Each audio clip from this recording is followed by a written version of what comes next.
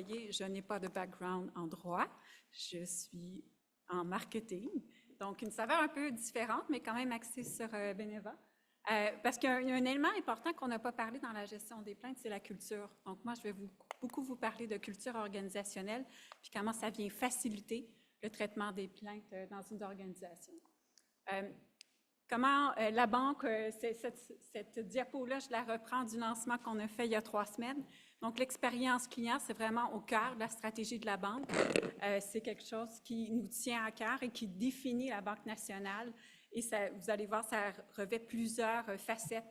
Ça s'exprime de différentes façons. Ça n'a pas toujours été comme ça. Scoop. Donc, il y a vraiment eu un tournant en 2018 à la banque, une conscientisation sur l'importance de redorer l'expérience client. Et avant, il n'y avait pas de mesure de satisfaction qui était dans tous les secteurs. Donc, c'est un peu dur d'améliorer quelque chose que tu ne mesures pas à la base. Donc, ça a été un exercice de commencer à mesurer l'expérience que nos clients vivaient, de passer d'une culture de produits. Donc, tantôt, on parlait de mode de rémunération des produits-services.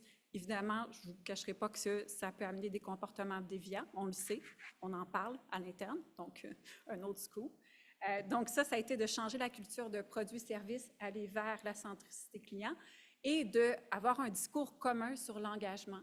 Donc, il n'y avait pas ça avant. Maintenant, à toutes les fois que Laurent Ferreira parle, que tous nos leaders parlent, on parle toujours de NPS, qui est le taux de recommandation, ou TNR en français. Donc, ça fait partie du discours commun. C'est un KPI qui a été intégré à la rémunération de tous les employés. Moi, 10 % de mon bonus, c'est basé sur le NPS. N'importe qui d'autre aussi va avoir une rémunération. Donc, dans l'organisation, c'est le même pourcentage pour tout le monde, mais ça démontre la conviction de la Banque nationale pour dire ça, c'est important pour nous. On veut que tout le monde, à l'intérieur, soit imputable de la satisfaction de nos clients.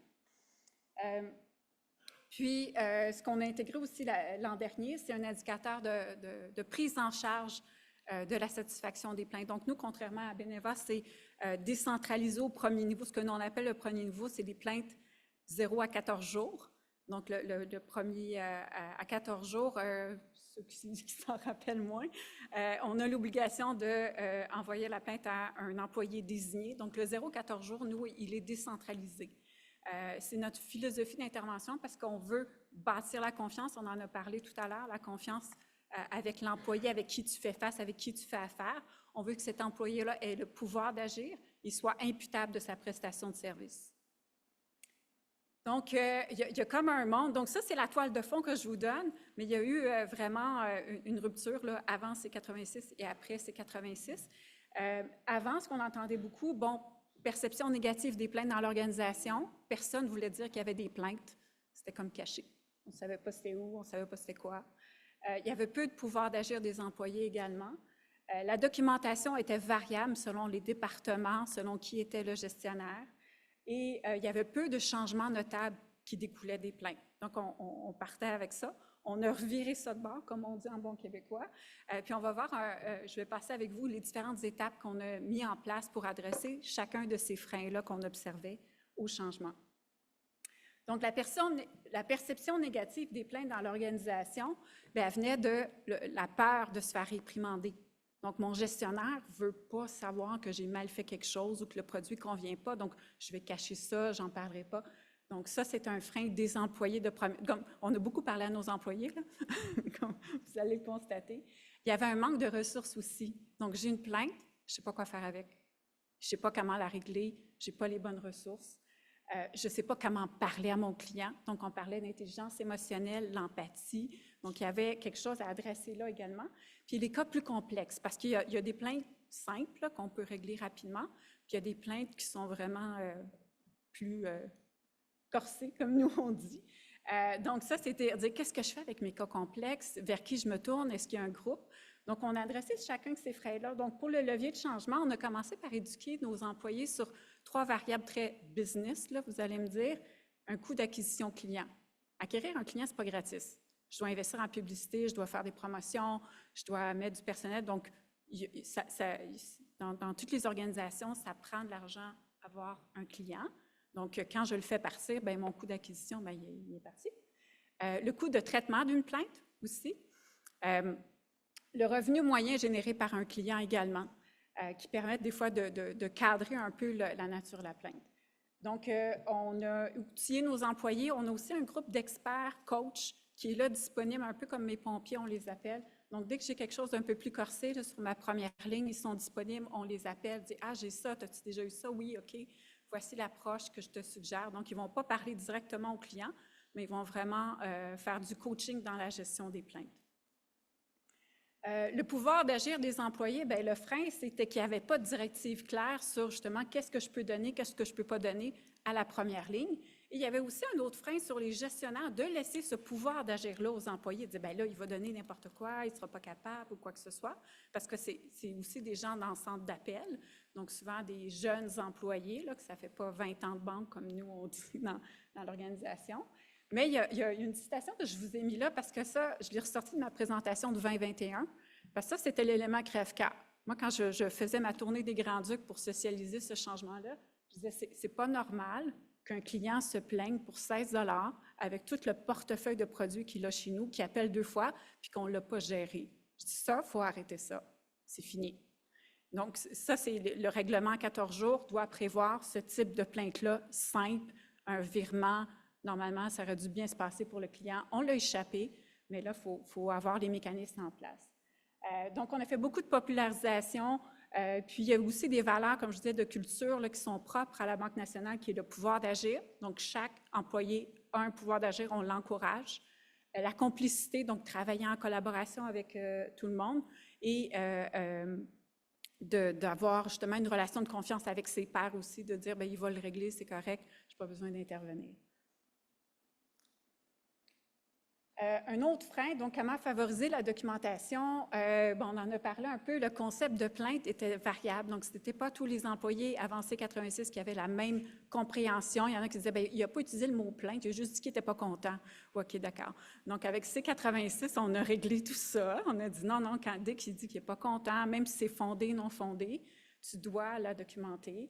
La documentation aussi était peu intuitive. Donc, on a fait notre mea culpa, on dit, OK, le formulaire de documentation, je vais le revoir, je vais le rendre plus convivial, je vais le rendre accessible à tout le monde aussi. Si ça prend 15 minutes de le chercher parce que tu ne te rappelles plus il est où, mais je ne t'appuie pas dans le traitement des plaintes. Donc ça, on s'est assuré que chaque employé sait où le trouver, qu'il y a de la documentation de référence sur le processus de traitement aussi, et qui a fait comme ébranler les gens au début. Je dis, moi, je veux avoir un volume de plaintes.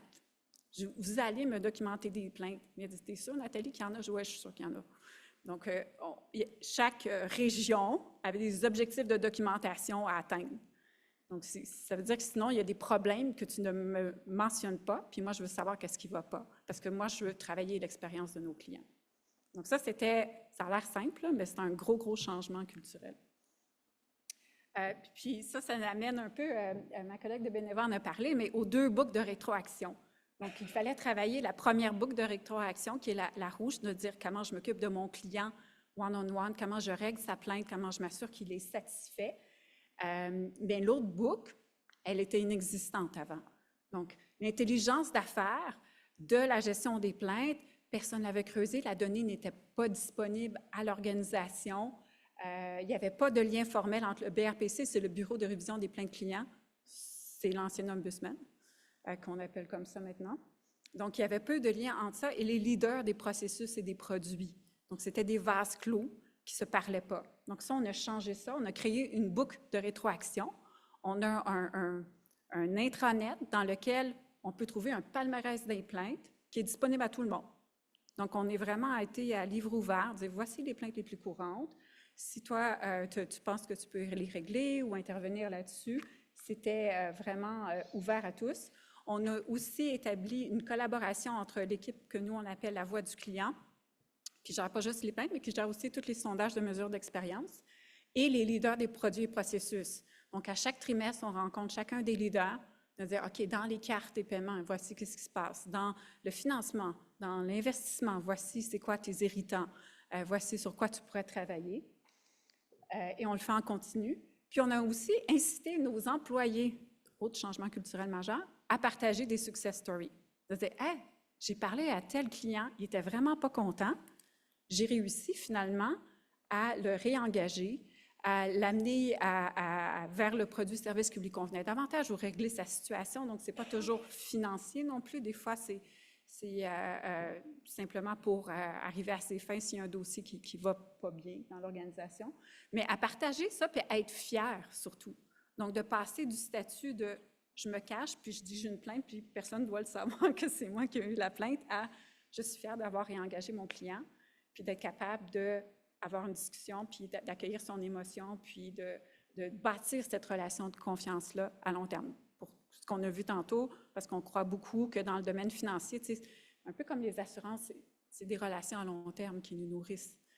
Donc, c'est très important pour nous de bâtir ça, d'avoir des assises solides, puis la confiance, c'est au cœur de cet élément-là. J'ai un exemple pour vous récent, donc du 9 août. Tout le monde se souvient de comment il a plu au Québec cette journée-là. Puis mes collègues assurances s'en souviennent sûrement. Donc ça, c'est un exemple récent là, qui vous montre les deux boucles de rétroaction, la rouge, la bleue. Donc, la rouge, j'ai un client qui est victime d'une inondation, il y a un super service chez Beneva, il a son chèque rapidement, il est content, il arrive chez nous avec un chèque supérieur à 30 000, mettons qu'il y a eu 40 000 parce que tout son sous-sol, il est fini, gros travaux majeurs. Mais là, il frappe un 2. Là, je lui demande plein de preuves parce qu'il y a un prêt hypothécaire chez moi, il y a sa maison en garantie. Là, je dis, bien, là, je veux m'assurer que tu fasses les travaux, tu me vas fournir plein de choses. Donc, un processus très laborieux auquel il est confronté. Évidemment, ça ne fait pas son affaire parce que lui, il a déjà trouvé son entrepreneur, là, puis il veut que ça parte tout de suite. Là.